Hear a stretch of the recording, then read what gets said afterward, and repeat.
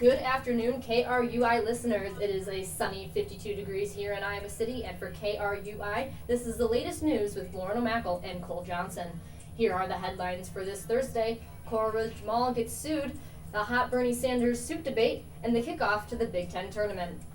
A lawsuit has been filed against the Coral Ridge Mall, saying that it failed in protecting one of its employees. Andrea Farrington was shot this past summer inside of the mall, allegedly by Alexander Kozak, a co-worker of Farrington. Farrington's parents, who filed the suit, says their daughter was being harassed by Kozak before her death and that nothing was being done to protect her. The lawsuit says the mall and the security company that hired Kozak were negligent. The family is asking for damages covering any money Farrington would have made, medical expenses, and funeral expenses. Kozak will be on trial for Farrington's murder on April 12th. Later today, state regulators will be voting on the Bakken oil pipeline. This $3.8 billion project will build a crude oil pipeline across the state of Iowa. The Iowa Utilities Board will be making a decision after talking about the project in a closed session. Those that oppose the pipeline say that the project will be approved, but that it won't be the last word. Last night, Bernie Sanders and Hillary Clinton took the debate stage in Miami. The two candidates focused on their policies about immigration, global warming, and health care. While on the stage, they also called out Republican frontrunner Donald Trump's policies, specifically his plan to build a, quote, big, beautiful wall between the U.S. and Mexico. There was also a lot of attention focused on Clinton and her email controversy, where she used her private email server while Secretary of State. She was questioned multiple times on the issue. Now, Cole, while all those were very important issues, there was an even hotter topic that I think you missed. Bernie Sanders' suit. Some say it was brown and others were convinced that it was blue. Twitter is blowing up with hard evidence, one person using Photoshop to prove that it was brown.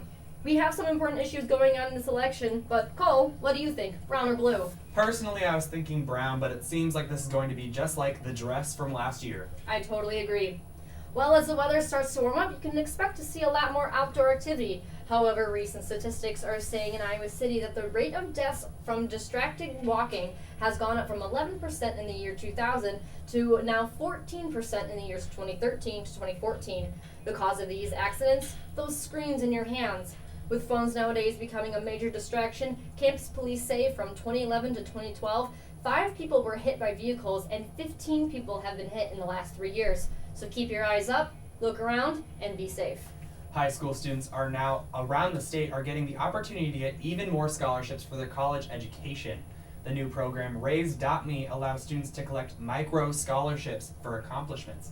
For example, a student can get $75 for perfect attendance and $25 a year for participating in extracurricular activities.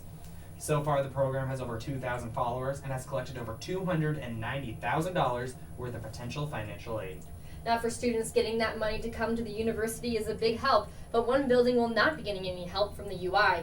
The new Museum of Art is being built in the downtown Iowa City area that the UI agreed to be a partner in creating last year will no longer be getting money from the UI. After UI officials met, the group decided that the project was just too expensive and that they would not be a part of the long-term project. The museum, when completed, will cost around $80 million. And today in sports, the Iowa men's basketball team starts off the Big Ten tournament in Indianapolis. The Hawks will be playing the Fighting Illini from Illinois in their first matchup, a team they have beaten once this season.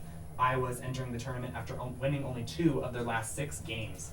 Exciting news for those Stephen King fans out there. He'll be making an appearance this summer on June 13th at Prairie Lights in Iowa City Bookstore to promote his new book, End of Watch. Other locations he will be visiting are Charleston, West Virginia, Louisville, Kentucky, and Albuquerque, New Mexico. Finally, a quick look at the weather forecast for Iowa City. For the rest of the day, you can expect clear skies with temperatures around the upper 40s and low 50s. Right now, the temperature is 53 degrees, and for KRUI News, I'm Cole Johnson with Lauren O'Mackle.